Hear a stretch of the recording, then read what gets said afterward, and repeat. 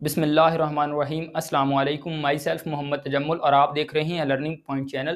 یہ ہمارا artificial intelligence کا سیکنڈ لیکچر ہے۔ اس لیکچر کے اندر ہم پرابلم آٹومیشن پہ بات کریں گے اور اس کے بعد ہم پرابلم کی ٹائپ دیکھیں گے جو کہ ویل اسٹرکچر پرابلم اور ال اسٹرکچر پرابلم ہے، اور اس کے بعد ہم دیکھیں گے کون سی پرابلم ہے جن کو ہم آٹومیٹ کر سکتے ہیں، مینز دیٹ ہم مشین پہ کنورٹ کر سکتے ہیں، اور اس کے بعد ہم ایگزامپلز دیکھیں گے کہ ویل اسٹرکچر پرابلم کون سی ہو سکتی ہیں اور ال اسٹرکچر پرابلم کون سی ہو سکتی ہیں، اور ہمیں کیسے پتا چلے گا کہ ہماری جو پرابلم ہے یہ ویل اسٹرکچر پرابلم ہے یا ال اسٹرکچر پرابلم ہے۔ تو چلیں سٹارٹ کرتے ہیں پرابلم آٹومیشن سے۔ سمپل میں آپ کو بتاؤں، جو ہمارا پرابلم آٹومیشن ہوتا ہے جب ہم مینول سے کسی بھی چیز کو مشین پہ کنورٹ کرتے ہیں، مینز دیٹ ایک پرابلم کو ہم مینول سے مشین میں کنورٹ کرنے کا جو پروسیس ہوتا ہے اسی کو ہم کیا کہتے ہیں؟ پرابلم آٹومیشن کہتے ہیں۔ چلیں یہاں پہ لکھ کے میں آپ کو دکھا دیتا ہوں۔ The process of converting the process of converting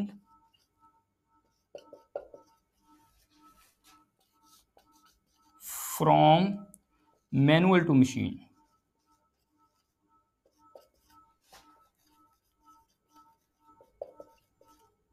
is called problem automation۔ آپ یہاں پہ پرابلم آٹومیشن بھی کہہ سکتے ہیں اور پروسیس آٹومیشن بھی کہہ سکتے ہیں۔ پروسیس آٹومیشن یہ ہمارا جو تھا پرابلم آٹومیشن تھا۔ ہوپس ہو کہ آپ کو پرابلم آٹومیشن کے بارے میں پتہ چل گیا ہوگا کہ جب کوئی بھی پرابلم جس کو ہم مینول سے مشین میں کنورٹ کر پاتے ہیں اس کو ہم کیا کہتے ہیں؟ پرابلم آٹومیشن کہتے ہیں۔ تو چلیں اب ہم سٹارٹ کرتے ہیں پرابلم کو۔ ویل اسٹرکچر پرابلم ہمارے پاس کون سی ہوتی ہیں اور ال اسٹرکچر پرابلم کون سی ہوتی ہیں؟ بیسیکلی ہمارے پاس ایک پرابلم جو ہے اس کے 4 کمپوننٹ ہوتے ہیں۔ جو نارملی ہم کمپوننٹ دیکھتے ہیں، ہمارے پاس جو پرابلم کے کمپوننٹ ہوتے ہیں، یہ پرابلم سٹیٹمنٹ ہوتی ہے، ہمارے پاس انیشیل سٹیٹ ہوتی ہے، ٹارگٹ یا گول سٹیٹ ہوتی ہے، اور میتھڈولوجی ہوتی ہے۔ مینز دیٹ ہمارے پاس پرابلم سٹیٹمنٹ میں یہ ہوتا ہے کہ جو بھی ہمارے پاس پرابلم ہے اس کی ڈیٹیلڈ ڈسکرپشن وہ پرابلم سٹیٹمنٹ کہلاتی ہے۔ انیشیل سٹیٹ کہ ہماری پرابلم سٹارٹ کہاں سے ہو رہی ہے، مینز دیٹ انیشیلی ہم اس پرابلم کو سٹارٹ کہاں سے کر رہے ہیں، اور گول سٹیٹ ہم کہاں پہ اس کو ختم کر رہے ہیں، مینز دیٹ ٹارگٹ ہمارا کیا ہے، ہم اچیو کیا کرنا چاہ رہے ہیں۔ اس کے بعد میتھڈولوجی کے کون سے میتھڈ کو اڈاپٹ کر کے ہم سٹارٹ سٹیٹ سے گول سٹیٹ تک پہنچتے ہیں، اس کو ہم میتھڈولوجی کہتے ہیں۔ تو یہ بیسیکلی 4 کمپوننٹ ہوتے ہیں ہمارے پرابلم کے۔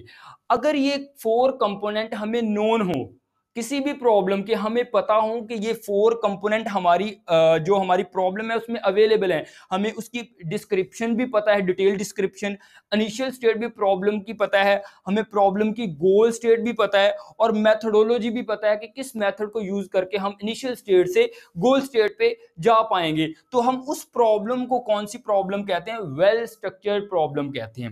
دوبارہ سے سن لیں، اگر ہمیں یہ چاروں کی چاروں کمپوننٹ جو اگر نون ہو کسی بھی پرابلم کے، تو وہ پرابلم ہمارے پاس کون سی پرابلم ہوتی ہے؟ ویل اسٹرکچرڈ پرابلم ہوتی ہے۔ if these 4 component are known, then we can say that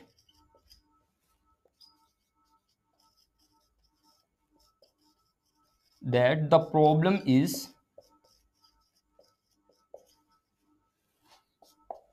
well structured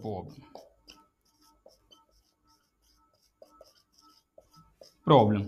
اگر یہ ہمیں چاروں کے چاروں کمپوننٹ پتا ہیں کسی بھی پرابلم کے، تو ہم کیا کہیں گے؟ وہ پرابلم ہماری ویل اسٹرکچر پرابلم ہے۔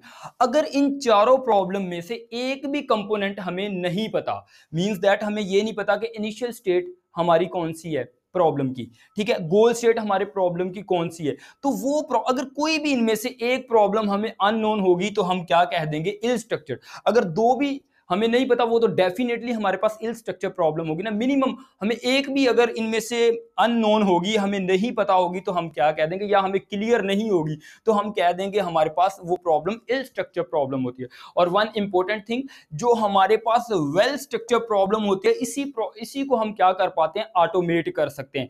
मींस दैट हम क्या कर सकते हैं, मैनुअल से मशीन में कन्वर्ट कर पाते हैं अगर हमारे पास वेल स्ट्रक्चर प्रॉब्लम होगी तो। अब मैं एग्जांपल देता हूं वेल स्ट्रक्चर प्रॉब्लम और इल स्ट्रक्चर प्रॉब्लम की, इंशाल्लाह आपको समझ आ जाएगी। ठीक है जी, ये चीज तो आपको होप सो के कवर हो गई होगी कि अगर हमारे पास ये चारों कंपोनेंट नोन होंगे तो हमारे पास वेल स्ट्रक्चर प्रॉब्लम होगी, अगर अननोन होंगे तो हमारे पास इल स्ट्रक्चर, एक भी कंपोनेंट अननोन होगा तो हमारे पास इल स्ट्रक्चर हो। For example well structure problem की मैं यहां पे एग्जांपल लिखने वाला हूं।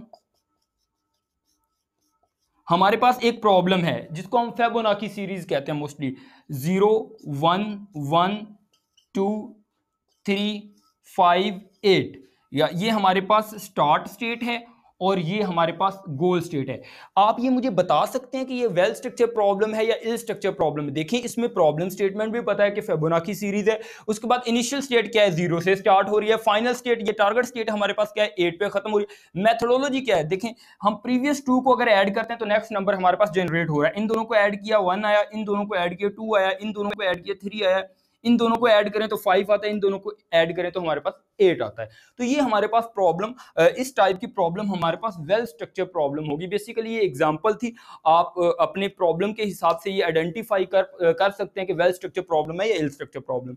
अगर हम इल स्ट्रक्चर प्रॉब्लम की बात करें कि इल स्ट्रक्चर प्रॉब्लम कौन सी होती है, जो हमारी माइंड की थिंकिंग होती है, ये इल स्ट्रक्चर प्रॉब्लम होती है। कैसे, हमें ये नहीं पता कि इनिशियल स्टेट हमारे दिमाग की थिंकिंग की क्या है, मींस दैट हमें ये नहीं पता कि हमारा माइंड कहां से सोचना स्टार्ट करता है, कहां पे जाके खत्म करता है हमारा दिमाग सोचना। ठीक है, तो ये हमारे पास जो थिंकिंग है हमारे माइंड की, ये हमारे पास इल स्ट्रक्चर प्रॉब्लम होगी। ठीक है, उसके बाद जो इंपॉर्टेंट बात ये है कि हम वेल स्ट्रक्चर प्रॉब्लम को क्या कर सकते हैं, मैनुअल से हम क्या कर सकते हैं, ऑटोमेट कर सकते हैं। ठीक है जी, तो इस चीज को होप सो कि आपको इस चीज का आइडिया तो हो गया होगा कि वेल स्ट्रक्चर प्रॉब्लम कौन सी होती है और इल स्ट्रक्चर प्रॉब्लम कौन सी होती है और कौन सी प्रॉब्लम को हम ऑटोमेट कर सकते हैं। नेक्स्ट इंशाल्लाह फर्दर मोर मैं आपको एक सीक्वेंस बताऊंगा जो हम प्रॉब्लम को ऑटोमेट करने का हमारा सीक्वेंस होगा कि हम कौन सी प्रॉब्लम को ऑटोमेट कर सकते हैं। ठीक है जी, और इसके बाद हम सर्चिंग पे भी बात करेंगे, हमारे पास इन्फॉर्म्ड सर्चिंग और अनइन्फॉर्म्ड सर्चिंग कौन सी होती है। तो ये छोटा सा एक टॉपिक था, कॉन्सेप्ट था वेल स्ट्रक्चर प्रॉब्लम और इल स्ट्रक्चर प्रॉब्लम का, जो कि इस लेक्चर में हमने कवर किया। होप सो कि आपको समझ आई होगी। अगर ये वीडियो अच्छी लगी हो तो प्लीज आप मेरे चैनल को सब्सक्राइब करें। इंशाल्लाह इसी तरह की इंफॉर्मेटिव वीडियो लेकर मैं आप लोगों के लिए हाजिर हूंगा। अल्लाह हाफिज।